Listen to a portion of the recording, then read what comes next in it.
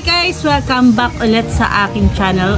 For today's video ay magre-react naman ako dito sa situation ng Pinoy in Equatorial Guinea. So guys, from the start mula dun sa video nila kay Tia Mami back in the Pinoy in Equatorial Guinea is pinapanood ko na talaga sila araw-araw ting umaga. Tapos nag-enjoy ako syempre kasi nga 'di ba nakakatuwa naman talaga si Tia Celsa. Pero sa ngayon, feeling ko din kaya nagkapag-desisyon si Tia Mami about dun sa pag-uwi nilang lahat sa Equatorial Guinea. Kasi nagkakaroon na siya ng kamalayan.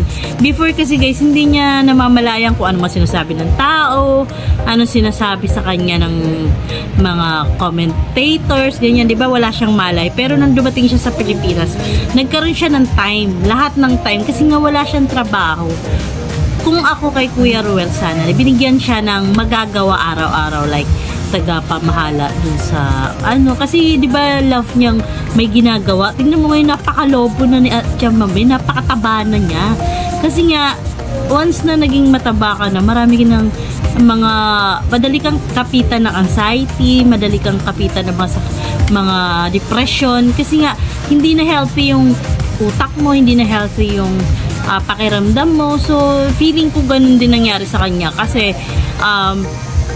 nafe-feel niya na yung pagka-miss sa bahay nila, sa bansa nila.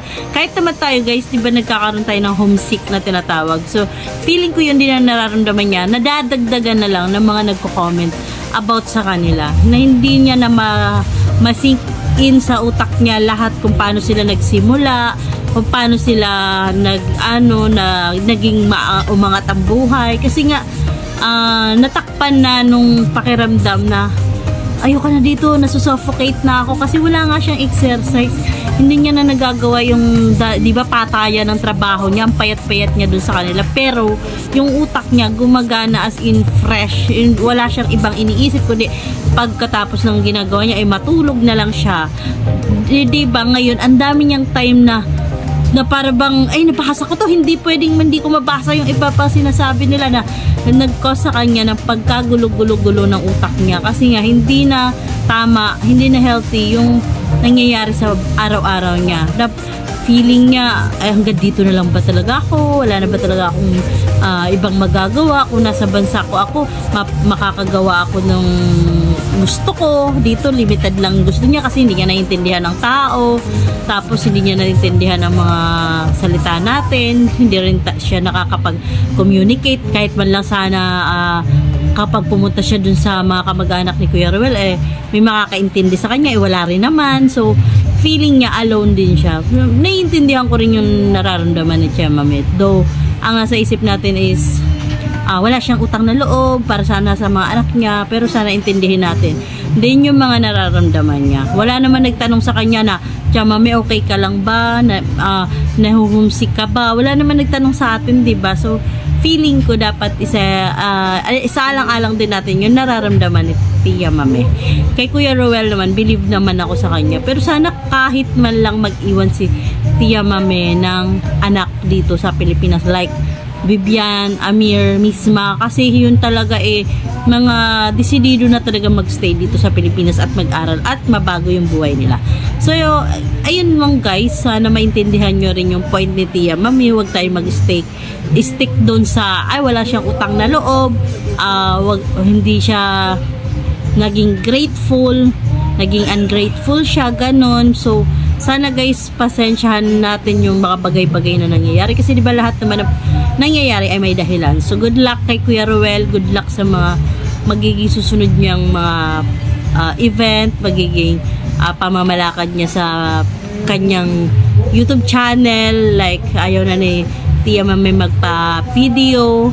Sana dumating yung time na magkaintindihan ulit sila at magkaroon sila ng chance na sabihin talaga kung ano yung tunay na nangyayari sa nadamdamin ng bawat isa. Kasi guys, pagod na si Kuya Ruel, hindi na niya nakakausap si Tia Mami about sa totoong nangyayari sa buhay-buhay nila. Hindi yung bibigyan niya lang ng pagkain, tama na, hindi man niya lang natanong na, Tia Mami, gusto mo bang may gawin ka? Gusto mo bang mag-exercise? Gusto mo bang maglabas-labas ka dyan na may gagawin ka? Gusto mo ba linisin mo yung buong, kahit ipalinis niya yung buong Kasaginiana? Feeling ko pabor yung kay Tia Mami pero syempre sa mata natin hindi pwede kasi nga isipin nyo, bisita siya, pero kung tutusin gusto niya ng Tia Mami na yung katawan niya na gagamit niya, di ba?